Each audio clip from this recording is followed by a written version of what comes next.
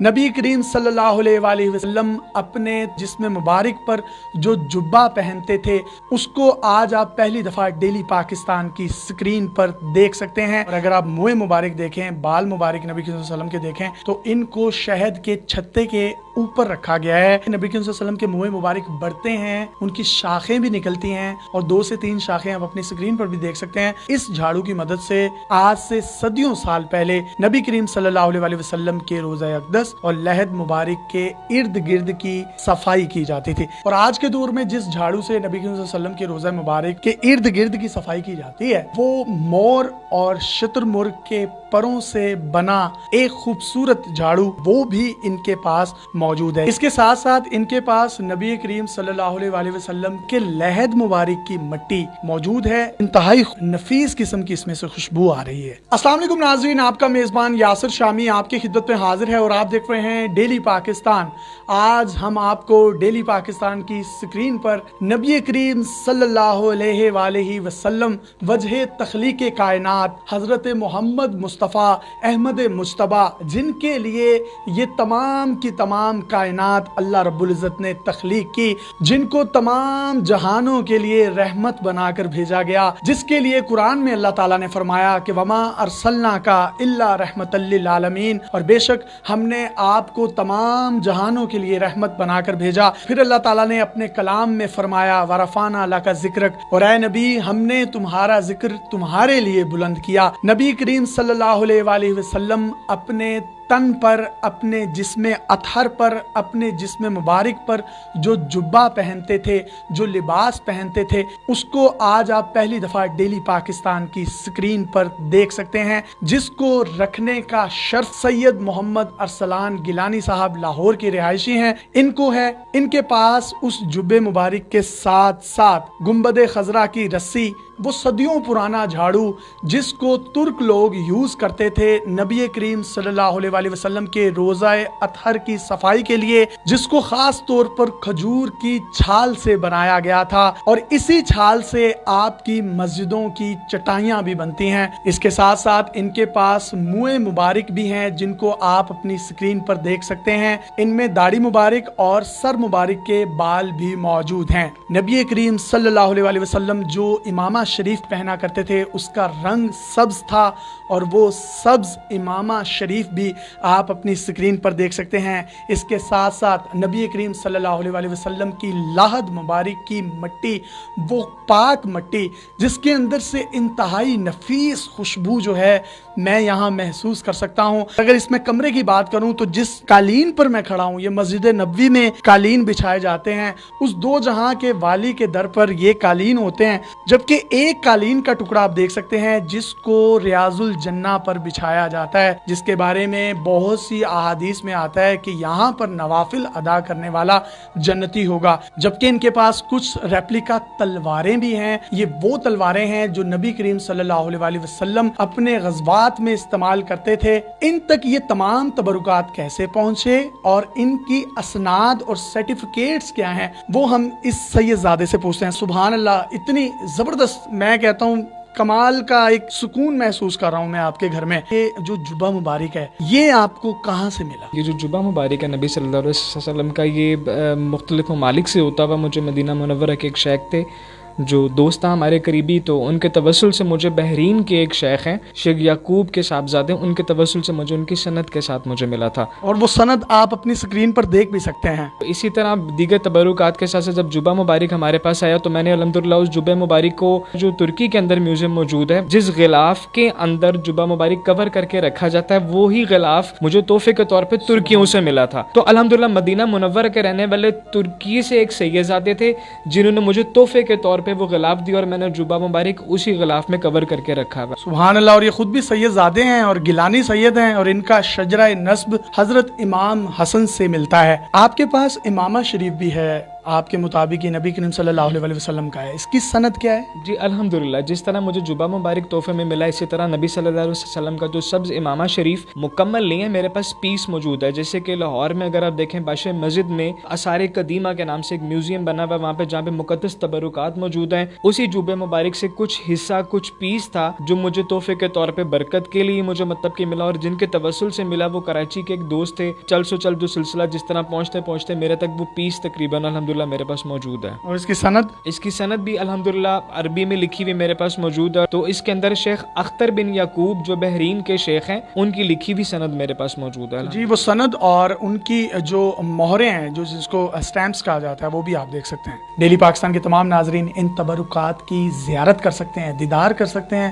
اور اپنے پیاروں، دوستوں اور فیملی ممبرز کو بھی اس عظیم زیارت سے مستفید کروا سکتے ہیں. آپ کے پاس منہ مبارک بھی ہیں، یہ داڑھی مبارک کے بھی ہیں اور سر مبارک کے بھی ہیں. آپ تک کیسے پہنچے، اس کی سند کیا ہے، اور ان کی ایسی کیا خصوصیت آپ نے دیکھی جو آج سے پہلے تک کسی نے نہ دیکھی ہو؟ جی آپ لوگ اپنی سکرین پہ دیکھ سکتے ہیں کہ الحمدللہ میرے پاس نبی صلی اللہ علیہ وسلم کے منہ مبارک موجود ہے، جن کو محبت اور ادب رکھنے والے لوگ نور مبارک کا لفظ بھی استعمال کرتے ہیں. یہ بیسیکلی نبی صلی اللہ علیہ وسلم کے سر اقدس کے بال بھی ہیں. اس کے اندر اگر آپ سکرین پہ دیکھیں تو اس میں شاخوں والے بال مبارک بھی موجود ہیں، جس میں ایک بال مبارک ہو جس کی آگے سے دو شاخیں نکل رہی ہیں. یہ علماء اور بزرگوں اور مفتیوں کے نزدیک یہ بات عوام الناس میں مشہور ہے کہ نبی صلی اللہ علیہ وسلم کے جو بال مبارک ہے وہ بڑھتے ہیں، ان کی لینتھ بھی بڑھتی ہے، یا درود شریف پڑھنے پہ وہ جنبش کرتے ہیں، وجد میں آتے ہیں کہ جب ان کے سامنے کھڑے ہو کے آپ درود و سلام پیش کریں گے. یعنی جب آپ کے پاس یہ منہ مبارک یا بال مبارک آئے تو تب ان کی شاخیں نہیں تھیں، یہ آہستہ آہستہ بننے لگیں اور آپ نے خود اس کا تجزیہ اور اس کا مشاہدہ کیا. 6 سے 7 سال ہو گئے یہ میرے پاس موجود ہیں. یہ بڑھتے رہتے ہیں اور ان کی شاخ تقریباً بڑھتی ہوئی آپ کی سکرین پہ دیکھ رہے ہوں گے، آپ اس کی زیارت کر رہے ہوں گے. جب آئے تھے تو چھوٹے چھوٹے تھے؟ جی بالکل چھوٹے تھے، لیکن اب ان کی شاخیں نکل چکی ہیں. اب ایک بال مبارک کے آگے سے 2 منہ نکل چکے ہیں. اور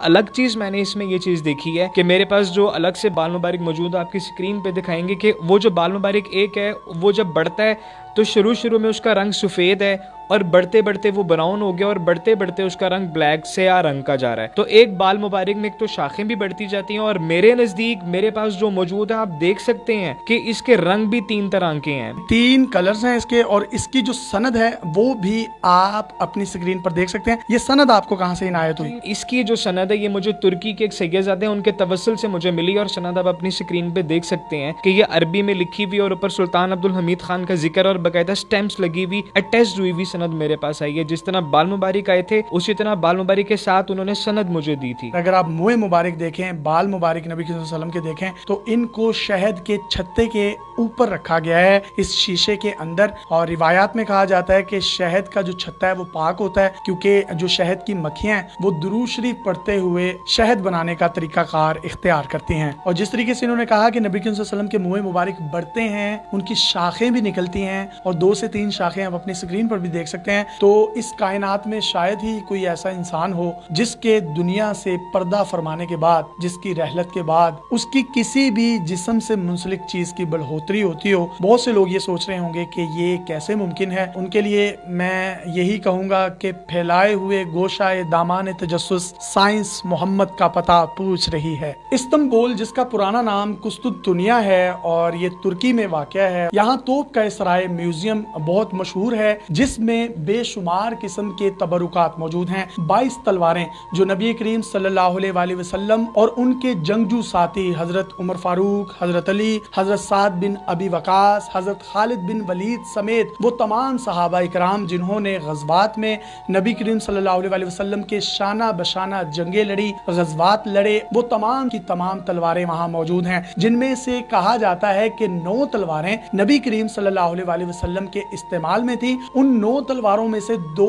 تلواروں کا خوبصورت ریپلیکا بھی سید زادے ارسلان گیلانی صاحب کے پاس موجود ہے. اس کی نیام جس کو حرف عام میں کور کہا جاتا ہے، اس پر 400 کے قریب آپ کو خوبصورت، یونیک اور نفیس پتھر نظر آ سکتے ہیں جن کو فیروزہ اور روبی کہا جاتا ہے. نبی کریم صلی اللہ علیہ وسلم کی اوریجنل تلوار مبارک پر بھی وہ پتھر نصب تھے. اس تلوار کا نام الماسور ہے. اس کی لینتھ، ویٹ، وڈتھ بلیڈ بالکل اسی طرز پر بنایا گیا ہے, جبکہ بلیڈ کو صرف تیز نہیں کیا گیا تاکہ یہ کسی بھی ویپن کی شکل اختیار نہ کر جائے, جبکہ اس کی جو لینتھ ہے وہ 99 سینٹی میٹر ہے. جبکہ جو دوسری تلوار آپ دیکھ رہے ہیں, بہت سی روایات میں یہ آیا ہے کہ اس تلوار کو نبی کریم صلی اللہ علیہ وسلم نے غزوات اور جنگوں میں استعمال نہیں کیا تھا, بلکہ نبی کریم صلی اللہ علیہ وسلم کے جو ساتھی تھے جب وہ عرب سے دوسرے ممالک یا دوسرے علاقوں کا سفر کرتے تھے تو پروٹیکشن کے لیے اس کو استعمال کیا جاتا تھا. اس کا جو بلیڈ ہے وہ کافی تھن ہے, جبکہ جو الماسور ہے اس کا بلیڈ کافی تھک ہے. القذیب کی جو لمبائی ہے وہ 100 سینٹی میٹر ہے.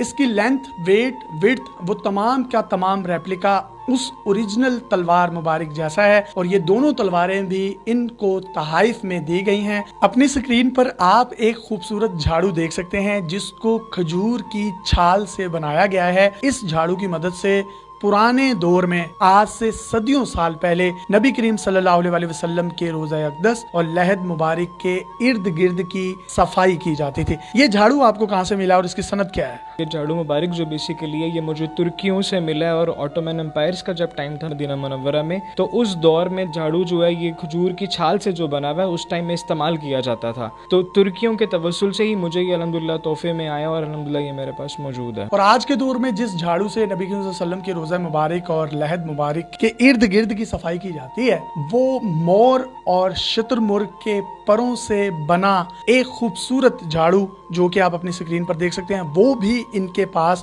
موجود ہے. یہ آپ کو کہاں سے عنایت ہوا؟ مدینہ منورہ میں کافی عرصہ آنا جانا رہتا ہے. نبی صلی اللہ علیہ وسلم کے جو قدم مبارک والی سائڈ ہے وہاں پہ ہمارے دوست ہیں, ان کے توسل سے مجھے وہ برش جو ہے جو روزہ مبارک کی جالیاں صاف کرنے کے لیے روزہ مبارک کے اندر استعمال ہوا جو کہ شتر مرغ کے پروں سے بنا ہوا, اور آج کل ادب کی وجہ سے پروں سے ہی صفائی کی جاتی ہے وہاں پہ. اس کے ساتھ ساتھ ان کے پاس نبی کریم صلی اللہ علیہ وسلم کے روزہ مبارک کی نہیں بلکہ لحد مبارک کی مٹی موجود ہے, جس کو متولی کعبہ یعنی کعبے کی چابیاں رکھنے والے ایک شیخ جنہوں نے ان کے حوالے کیا, اس کی جو سند ہے وہ ہم انہی کی زبانی سنتے ہیں. انتہائی خوشبودار اور نفیس قسم کی اس میں سے خوشبو آ رہی ہے. آپ مٹی مبارک کی زیارت کر سکتے ہیں جو نبی صلی اللہ علیہ وسلم کی قبر انور کی ہے. مجھے یہ مدینہ منورہ سے ہی ملی ہے, اور الحمدللہ خانہ کعبہ کے جو متولی ہیں شیخ ہیں جو وہاں کے سعودی, انہوں نے مجھے تحفے کے طور پہ کسی کے وسیلے سے مطلب میرے تک پہنچی ہے. اور شیخ کا یہ کہنا ہے اس طرح سے کہ اگر یہ روزہ مبارک کی قبر انور کی مٹی نہ ہو تو میری گردن اتار دیجیے. جی, بہت سے لوگوں کے